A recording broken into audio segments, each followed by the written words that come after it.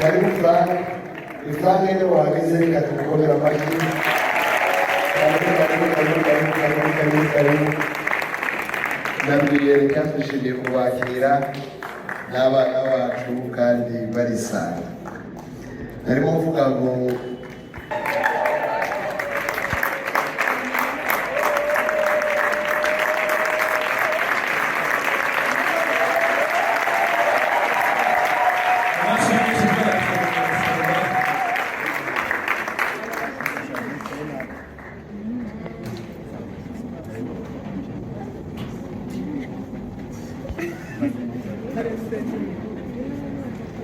Yesu ashimwe. Amen. Ndabarukije mu izina rya Yesu. Mureke twaguruke atwigishe gutera twicaye cyane cyangwa murahaje cyane Mwaguje mwese mwagutera aho muri mwese Kuririmba ndabasubije mu by'ukuri nari mbakumbuye bikomeye.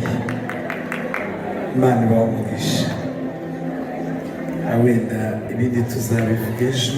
Basubije mu by'ukuri nari mbakumbuye bikomeye. Imana ibamugisha. Wenda ibindi tuzabivuga ejo. Ndashima Imana ko nabashije kugera hano, ndisigura ko naje nize, ntabwo byanturutseho. Nari nkeneye kuza ku munsi wa mbere w'igiterane ariko impamvu ziba nyinshi, ariko ndabashimiye. Ntabwo nari nzi kuririmba ko nari ndushe kuva mvuye kuri airport sindagira n'icumbi, ariko ndashima Imana ko mbabonye murasa neza. Ibintu byinshi byarahindutse, ni kandi ibintu byasigaye biba byiza twaragiye cyane cyane. none ga natwe badushakire famiye y'abadiaspora baduhera pere n'abagiye abakozi. Turirimba akantu gatoya cyane karirimbo naje ndirimba ndi mu ndege hanyuma ntabwo mwanya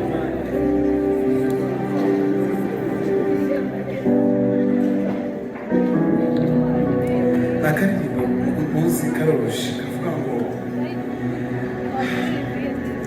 mureke izina ryawe rihimbazwe, twirenge zacu zongeye gukandagira kuri uyu musozi nawe. Si kubw'amaboko, si kubw'imbaraga zacu, ni kubw'ubushake bwawe. Uhimbazwe nawe ko twongeye guhura, duhimbaza izina ryawe.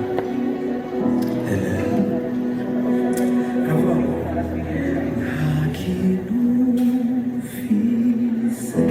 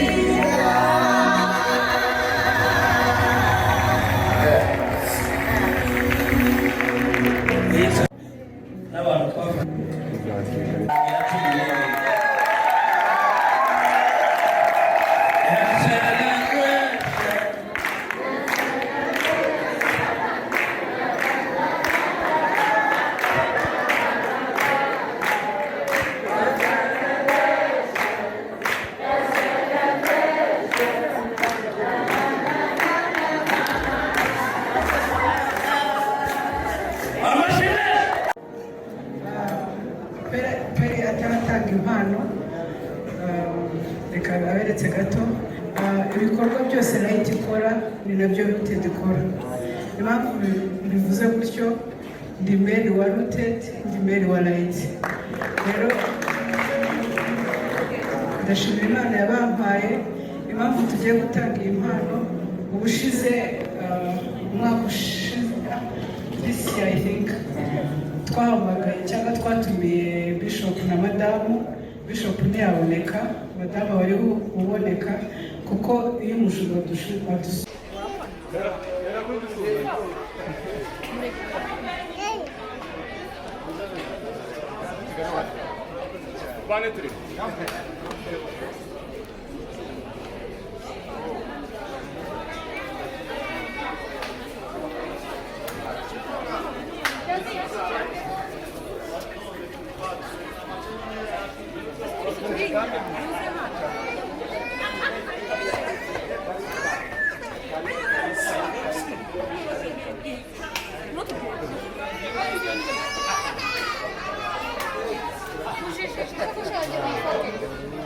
Oya muri pretse wowe.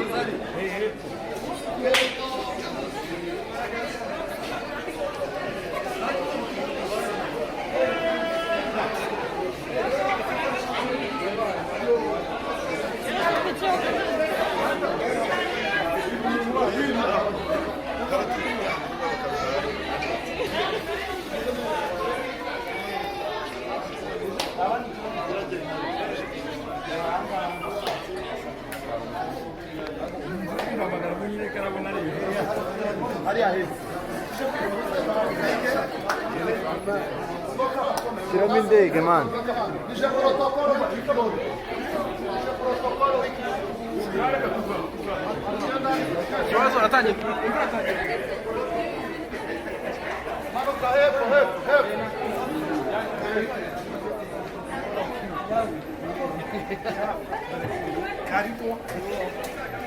Che l'ombre l'ambre.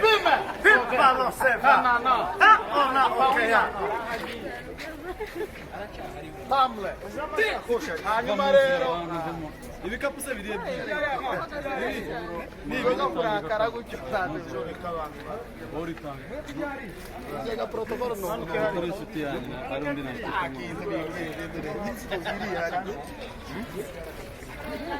Usenda tipa. Oya ni yepfo hariya twese. Hano. Muri parking. Nije ushinzwe Dozenege. Muri parking. Evento uzakomeye kose. Niyo wagaragaye mu mpamvu rero bafite isunda.